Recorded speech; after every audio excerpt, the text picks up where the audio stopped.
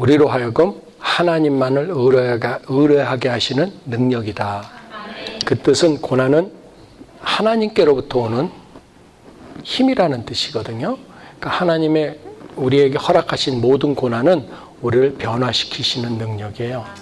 그러니까 우리가 잘못해서 고난을 받던, 옳은 일을 해서 고난을 받던 둘 다 우리에게 합력하세요. 그거를 시편 119편에 고난받기 전에는 내가 그릇 행하였더니, 그죠?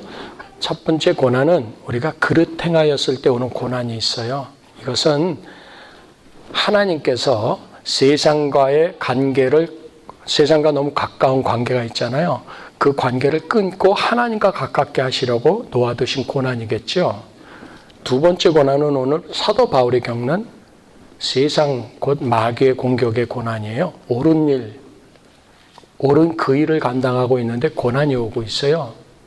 그러니까 이 두 번째 고난은 하나님과의 관계를 끊으려는 마귀의 공격인 고난이에요. 그런데 우리가 잘못해서 오는 고난이나 우리가 잘하고 있는데 오는 고난은 두 종류의 고난으로 나뉘지만 하나님 안에서는 이것이 하나입니다. 왜냐하면 잘못된 사람은 고쳐서 좋은 자로 세워놓으실 거고요. 잘하고 있는 사람은 마귀의 고난을 통해서 이 복음이 더 강력해집니다. 그래서 오늘 첫 번째, 이 고난이 우리한테 두 가지 역할을 할 수 있어요. 고난을 은혜로 받아들이지 않으면요, 이것이 해독이 돼요. 나쁜 독이 된다고요. 근데 고난을요, 은혜로 받아들이면 해독이 돼요. 예, 해독제 아시죠? 해독제. 그래서 오늘 육신을 위한 안일의 해독이 있고요. 나를 해치는 독이 되고요. 그 다음에 고난이 있어요. 고난. 이 고난은 진리를 위한 이 고난의 가치는 해독하는 가치가 있는 거예요. 이 초대교회가 겪었던 고난이 과연 우리의 삶 가운데 지금 질비한가? 아니면 우리가 지금 겪는 고난은 사도 바울이 말하는 고난일까요? 아니면 아니라는 데서 오는 나를 해치는 독성일까요? 예수님이 이 땅을 떠나시면서 성령을 약속하셨고 약속하신 성령을 받아서 교회가 시작을 했어요. 마귀는 예수님을 공격을 했고 예수님을 죽이기까지 했고, 그런데 그 사망 권세를 깨뜨리시고 부활하셨고, 그 부활하신 능력이신 성령께서 다시 제자들에게 임하셨어요. 그런데 그 제자들이 성령을 받고 증인이 되기 시작하면서 예수님이 계실 때보다 더 강력하게 예수의 사람들이 예루살렘을 영적으로 점령해 나가며 예루살렘에 들어왔던 그 많은 해외 이민자 유대인들에게 복음이 전파되기 시작합니다. 그때부터 마귀는 약 250년 동안 그리스도인들을 핍박하는데 죽음으로 핍박을 합니다. 초대교인들이 받았던 핍박은 사망의 핍박입니다. 그리고 그 죽음을 피해서 자기의 모든 거점을 놓고 부모 자식 간에 부부 간에 흩어졌을 수도 있고요. 함께 죽었을 수도 있고요. 그래서 그들이 직접 받았던 유혹은요, 살기 위한 유혹이었습니다. 그래서 그들 중에는 생명을 위해서 예수님을 부인한 사람들도 있었을 것입니다. 그분들은 지금 주일 예배를 안 지키기 위해서 유혹을 받고 있는 분들이 아니었어요. 그분들은 내가 오늘 새벽에 일어날 것인가 말 것이냐, 그분들은 내가 오늘 전도를 할 것이냐 말 것이냐, 그분들은 내가 오늘 술집을 갈 것이냐 말 것이냐, 그분들은 오늘 내가 담배를 끊을 것이냐 말 것이냐, 그분들은 오늘 내가 부부싸움을 할 것이냐 말 것이냐, 그분들은 내가 오늘 돈을 꿀 것이냐 말 것이냐, 이런 것 때문에 고민하지 않았어요. 죽고 사는 문제였어요. 그래서 로마서에 사람이 믿음으로 말미암아 의인에 이르고 그 다음에요, 입술로 시인하여 구원에 이르렀다라는 로마서의 그 고백은 생명을 건 고백입니다. 지금 여러분들이 나 예수 믿습니다 그러면 누가 돌 던집니까? 칼을 꽂습니까? 아닙니다. 근데 로마서에 쓰였을 당시에 나는 예수 믿습니다 그러면 죽음이었습니다. 그러니까 그들의 입술의 고백은 구원이었습니다. 곧. 왜냐하면 그들은 예수 믿습니다. 그리고 죽고 천국 가는 겁니다. 유대인들에게 예수님이 너희가 나더러 주여 주여 하는 자마다 다 천국에 갈 것이 아니라 하늘에 계신 내 아버지의 뜻대로 하는 자라야 들어가리라. 이제 예수님에게 주여 하면은 죽게 돼 있었습니다. 미니멈 유대교에서 퇴출당하는 겁니다. 그들의 근간이 뿌리가 끊기는 행위입니다. 그러니까 예루살렘에 있던 로마 정부 밑에 가 있던 그분들의 고난은 목숨 건 고난이었는데 우리의 고난은 어떤 겁니까? 일단 우리가 성경에서 주시는 육신을 위한 내 안위를 찾음으로 인해서 내게 오는 고난을 세 가지로 할 수가 있는데, 첫째는 육신을 위해서 살고 있는 사람들이 있어요. 교회는 나오지만 하나님의 심판을 모르고 산다고 말씀하고 계세요. 두 번째, 육신을 위한 안일의 싸움을 살고 있는 사람들은 사명을 망각하고 산다라는 것이에요. 세 번째, 그래서 귀한 세월을 허송한다라는 것이에요. 그럼 그 귀한 세월을 너희 세월을 아끼라 때가 악하다 그러셨거든요. 술 취하지 말라 이는 방탕한 것이니 오직 성령의 충만을 받지 않고서는 세월을 허송하실 뿐이었고요. 예수님이 안 오실 것처럼 살고 있고요. 성령을 충만으로 받지 않았기 때문에 증인된 삶을 살아내지 못하고 있고요.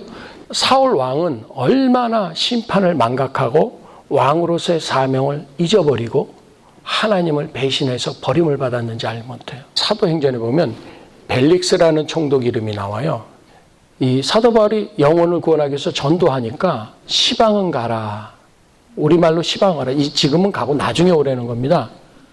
그 사도행전에 그 다음 절에 뭐라고 적혀 있느냐면, 그러면서도 자주 사도 바울을 불러 이야기를 나눴는데 목적이 돈을 줄까 하여. 이게 육신의 안위를 위해서 사는 사람의 해독한 독을 먹고 사는 모습이에요. 그럼 이 사람은 불신자예요. 근데 이 사람 앞에는 복음이 증거되고 있었어요. 그 다음 총독이, 벨릭스 다음의 총독이 베스도라는 총독인데요. 바울아 내가 미쳤도다. 많은 학문이 너를 미치게 하는도다 그랬을 때 바울은 뭐라고 많이 하면요. 내가 미친 것이 아니라 내가 온전하니까 내가 지금 이렇게 죄수로서 묶인 것 외에는 여기 계신 모든 분들이 다 나와 같이 되기를 원합니다. 그러고서 오늘 고린도 후서 4장에 가면은요. 우리가 만일 미쳤어도 하나님을 위한 것이요. 우리가 만일 온전하여도 너희를 위한 것이니라고 사도 바울은 서신서를 고린도 후서의 4장에 남겼거든요. 자, 보세요. 한 총독은 시방은 가라. 그리고 돈을 줄까 하여 자꾸 부르는데 그에게는 관심이 돈뿐이 없어요. 권력뿐이 없어요. 두 번째 베스도는 괜찮은 사람이에요. 그런데 이 부활에 관해서는 관심이 없어요. 그래서 그가 미쳤다 그러는 거예요. 그러면 다시요. 그럼 우리는요. 목사가 아니면 여러분들이 구역장이 구역원에게 진리의 말씀을 이것이 옳다라고 말할 때 시방은 가라 그러잖아요. 성령 받으려니까 나중에 받게 되잖아요. 방언 받으려니까 나중에요. 기도하자니까 나중에요. 전도하자니까 나중에요. 성경 공부하자니까 나중에요. 헌신하자니까 나중에요. 그럼 보세요. 예수 안 믿는 베스도 그리고 벨릭스 이 총독들이나 우리는 뭐가 달라요? 또요. 죄수에게 돈을 줄까 하여 그를 자주 불러온 그 모습이나 하나님이 내 문제를 해결해 줄까 하여 그분의 이름을 부르고만 있다라면 우리는 지금 어떤 고난 가운데 계신 건가 한번. 사랑하는 여러분, 정말 우리가 예수쟁이냐는 거죠. 예배 중요합니다. 예배 드려야 됩니다. 예배가 최우선입니다. 예배를 드리기 위해서 우리를 부르셨기 때문에요. 그런데 예배의 삶은 살고 있지 않을 수 있다는 거죠. 그때는 우리는 고통할 수뿐이 없습니다. 그래서 예수님은 그냥 은혜만 말씀하신 게 아니라 그는 반석이시기도 하지만 나르는 돌, 그래서 거치는 돌이라고 그랬어요. 예수님의 복음이요, 혹시 여러분의 시간과 여러분의 성격과 여러분의 자존심을 거치게 하시고 계시다면 그분에게 지금 부딪히고 계신 거예요. 피가 날 거예요. 네가 뒷발질하는 것이 그 짐승을 이렇게 밭을 갈게 할 때 뒤에다가 가시채를 달아놔요. 주인을 뒷발질 못하게 하려고. 네가 뒷발질하는 것이 가시채를 차는 말과 소같이 네가 고생한다라는 거거든요. 불순종하지 말라 그러는 거거든요. 예수님을 안다고 예수님 앞에 나온다 그러지만 혹시 예수님을 진정으로 만나지 못한 제자가 되셔가지고, 아니 예수님은 만났는데 그분의 말씀에 굴복하지 않아가지고 심판을 모르고 살아요. 사명을 모르고 살아요. 그래서 세월을 허송하게 돼 있어요. 심판을 알면 사명을 지키지 않을 수가 없어요. 사명을 가지고 살면 세월을 아껴 살게 돼 있어요. 이야기는 열심히 사는데 세상을 위해서 열심히 살지 않고 천국을 향하여 열심히 산다라는 거예요. 똑같은 일을 하는데 가치가 다르다라는 거예요. 그래서 오늘 우리가 정말 잘 알아야 되는 것은, 사울은 왕으로서 사명을 망각하고 하나님 말씀을 벗어났잖아요. 아브라함을 하나님이 75세에 부르셨잖아요. 그죠? 그래가지고 내가 너를 지시할 곳으로 떠나라 그랬잖아요. 그런데 그가요, 믿음의 조상이 됐었잖아요. 그죠? 믿음의 조상으로 택감을 받아서 우리의 본토 친척 아비 집을 떠난 분들처럼 우리도 그렇게 부름을 받고 나서 어떻게 하냐면 흉년이 들매 그가 다시 애굽으로 돌아갔다 그랬어요. 2번이나. 사명을 망각할 수 있어요. 우리의 어려움 앞에서. 그 가난이라는 가뭄이라는 고난 때문에 우리가 타협할 수 있어요. 그때 그에게 임한 고난이 뭐였어요? 와이프 뺏기는 고난이 2번이나 있었어요. 그날 이후로 아브라함은요, 공처가가 돼서 살았어요. 와이프 앞에서 할 말이 없는 사람이 됐어요. 그래서 와이프가요, 자기 여종을 주면서 얘랑 오늘 자요 그러면 그냥 잤어요. 자기 의견을 피력 한 번도 못했어요. 왜 그랬어요? 사명을 망각했기 때문에요. 그래서 그에게는 고난이 앞에 있었어요. 지금 누가 죽인다 그래가지고 와이프를 내 동생이에요, 데려가세요. 아이고, 이러한 고통이 있다라는 거예요. 너무 심각해지지 마세요. 우리는 그 복음이라는 출구가 있으니까, 설교 때는 우리가 복음으로 나올 때니까. 자, 보세요. 그런데 사도 바울, 오늘 우리가 고린도 후서에서 읽은 11장, 12장 뒤까지 읽었잖아요. 그죠? 12장 13절에는 어떻게 말씀하고 있어요? 내가 내 육체의 가시, 사단의 가시를 치워주시기를 3번이나 기도했는데 내게 있는 은혜가 족하다. 그래서 나의 연약함을 통해서 하나님께 항복하게 만드시려고, 나를 겸손하게 만드시려고 나의 약점을 놓아두셨다, 그런 뜻이겠죠. 그러한 약점들이 우리에게 있을 것이다, 없을 것이다? 있을 것입니다. 그랬을 때 그 약점을 하나님한테 엎드리시는 계기를 삼으시기를 부탁을 드려요.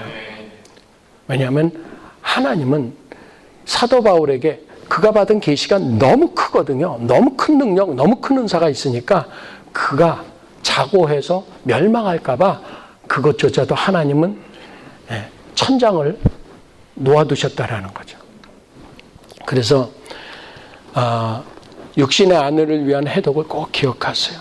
그래서 귀한 세월을 허송한 사람이요, 창세기가 시작하자마자 그냥 죄 안 짓고 있었으면요, 그 안에서 살면 됐는데요, 거기서 그냥 손만 대면 먹고 마시고 입을 걱정 안 하고 살면 됐는데요, 그가 죄악을 짐으로 말미암아 사명을 망각했잖아요. 그러니까 나와서 세월을 어떻게 해야 돼요? 먹고 사는데 애썼어야 돼요. 그전에는 먹고 사는 걱정 안 했어요. 무엇을 하며 살지만 고민하면 됐었어요. 그런데 먹고 사는 문제를 고민하게 만들어 놨어요. 세월 허송한 거잖아요. 가인 좀 보세요. 예배 실패할 수 있잖아요. 근데 예배 실패한 거에 열받아서 동생을 쳐 죽였어요. 그래서 그는 땅으로부터 아무것도 얻지 못하는, 네가 흘린 피 때문에 땅이 너에게 아무것도 안 줄 거라는 거예요. 그는 얼마나 인생을 멀리 돌면서 살았습니까? 그죠? 자기 핏줄들을 피해서 다녔다는 얘기잖아요. 가인이 태어났을 때는, 그리고 가인이 아벨을 죽였을 때는 자기 형제들이 자기를 그렇게 죽일지도 모르는 두려움 가운데 있었다는 얘기죠. 육신의 안일함은 아담과 하와로 시작해서 그들의 첫 살인 사건은 동족 상잔이었어요. 형제가 형제를 죽인 것이었고요. 첫 죽음은요, 인간의 첫 죽음은요, 부모가 자식의 죽음을 자식을 가슴에 묻는 아픔이었다니까요. 뭐에서 비롯됐어요? 사명을 망각한 죄에서 비롯된 거예요. 육신의 안일함을 위하여 먹음직도 하고 보암직도 하고 지혜롭게 할 만큼 탐스럽기도 한지라 육신의 정욕과 안목의 정욕과 이생의 자랑에 관해서 우리가 빠졌다라는 얘기예요. 그러면 오늘 이 시간에 우리 혹시 어디에 시간을 뺏기고 계시잖아요?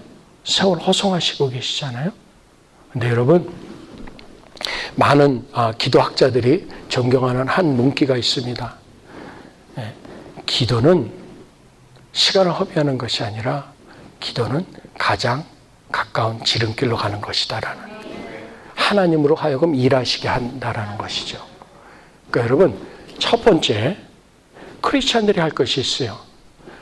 우리의 하루 24시간의 시간을 하나님께 나와 기도하시는 데 내어드리세요. 24시간 중에 잠자는 시간, 밥 먹는 시간, 일하는 시간 때문에 기도하는 시간을 나중에 놓지 마시고 기도하는 시간을 첫 시간으로 놓고 하세요. 그러면 시간이 같이 있어져요. 그 다음에 매일 성경 말씀을 받는 데다가 시간을 내어드리세요. 말씀 받고 기도하는 데다가 시간을 안 내드리기 때문에 말씀을 모르니까 서로 허송할 수뿐이 없어요.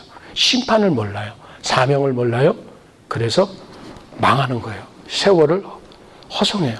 그러면은 오늘 하나님 말씀 그대로요, 진리를 위해서 받는 고난이 얼마나 우리에게 가치가 있을 것인가. 제가 여러분들을 지금 죽음의 자리로, 순교의 자리로 나가라고 말씀드리는 게 아니고요. 그러면 일단 우리의 수준에 맞춰서 일단 기도하는 고난부터 겪어보세요. 성경을 읽는 고난부터 한번 생각해 보세요. 전도하는 고난의 자리에 한번 들어가 보세요. 성경 공부에 나오시고요. 중보기도에 동참하시는 고난부터, 그 아까운 시간부터, 그 피곤함부터 한번 동참해 보세요. 사랑하는 여러분, 정말 주님의 생명을 나는 우리 제자들에게 주님이 증거해 주셨으면 좋겠어요. 이 세상에 많은 교회가 있어요. 이 세상에 많은 교인들이 있어요.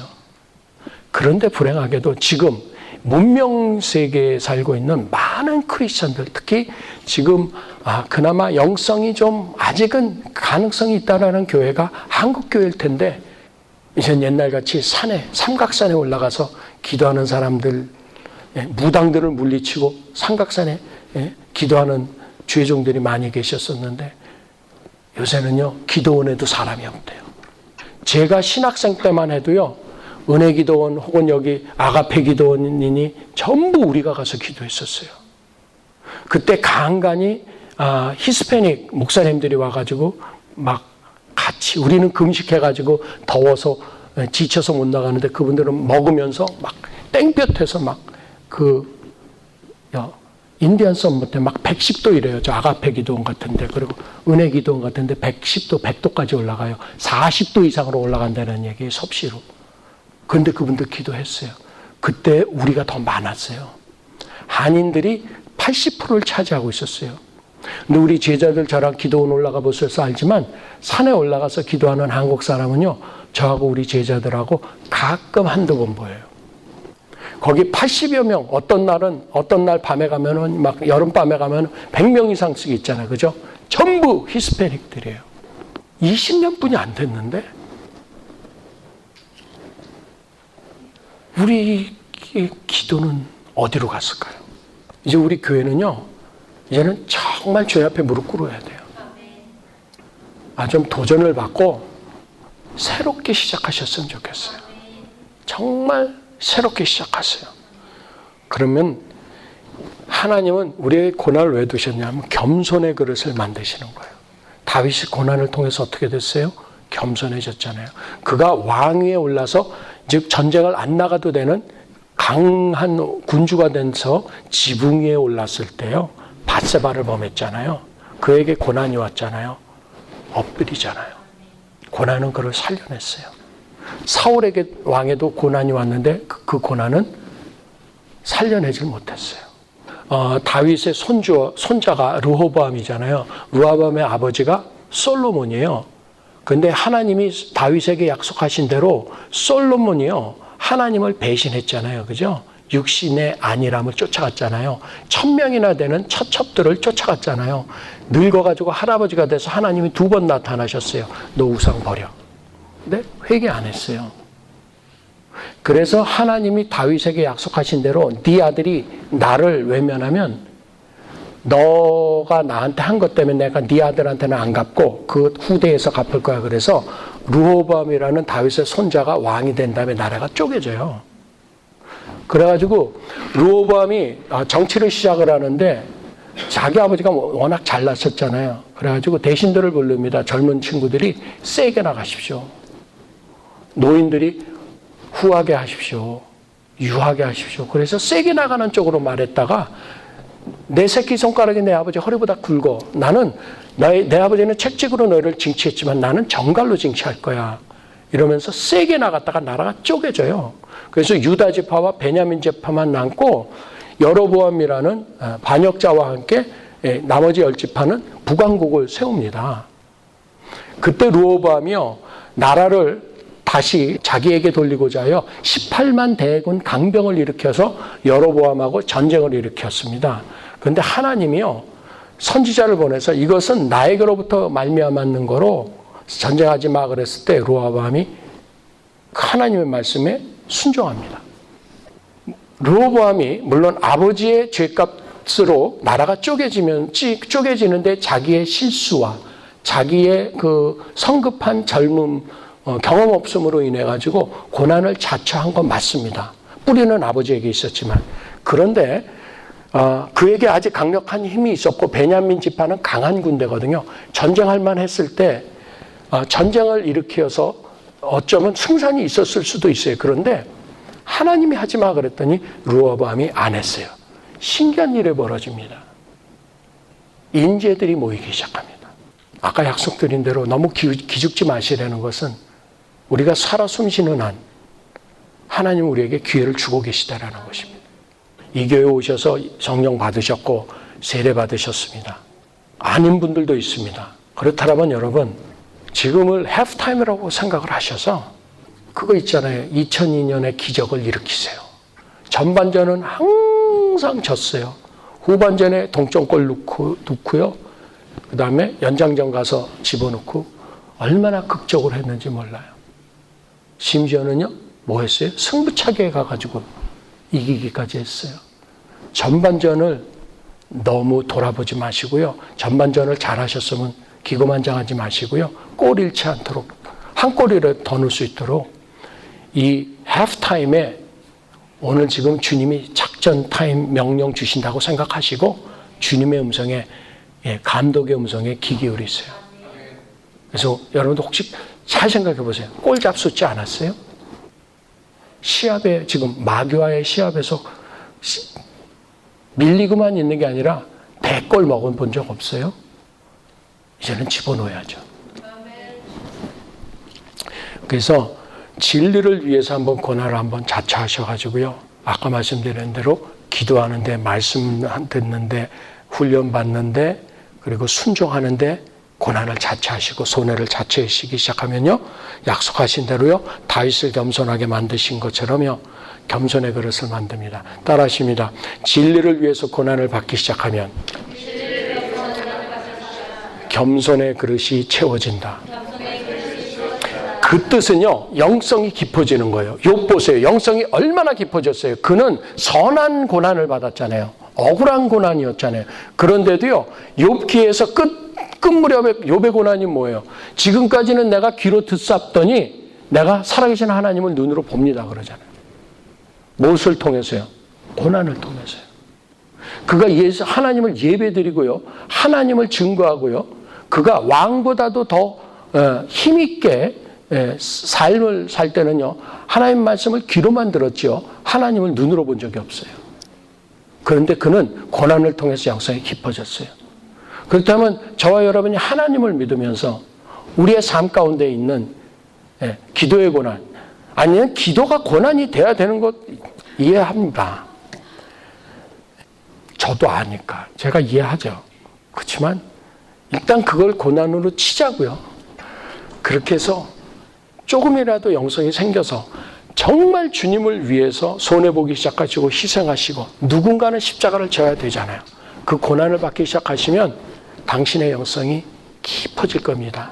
그래서 고난의 그 그릇이 채워진다는 것은 디모데에게 약속한 대로 집안에는 모든 종류의 그릇이 있는데 깨끗한 그릇을 사용하시겠다 그런 거거든요. 그래서 고난을 통해서 우리가 쓰임받으면 귀한 인물로 쓰임받는 거예요. 요셉이 고난 통해서 총리됐고요. 다니엘이 고난 통해서 총리됐고요. 바울과 사도들이 고난 통해서 순교자의 자리에 앉았고요. 우리도 나를 부인하고 십자가를 지는 제자여야만 예수님의 제자고요. 쟁기를 잡고 뒤를 돌아보지 않는 자야만 하나님 나라에 합당한 자고요. 너희가 사랑함으로 세상이 너희가 내 제자인 줄 알리라 그러셨거든요. 사랑에는 고난이 따릅니다. 양보가 따릅니다. 이해가 따릅니다. 억셉트해야 되는 모든 것이 따릅니다. 그런데 예수 믿는데 고난이 없다. 그 거짓 믿음이실 것입니다. 진리를 통해서 오는 하나님의 모든 인도하심과 우리 훈련은요. 우리의 겸손의 그릇이 준비되어지고요. 영성의 삶이 깊어지고요. 그리고 더 나아가서 귀한 그릇처럼 쓰임받는 거예요. 그 귀한 그릇은요. 금그릇 은그릇이 아니고요. 설거지해 놓은 그릇이에요. 기도하겠습니다.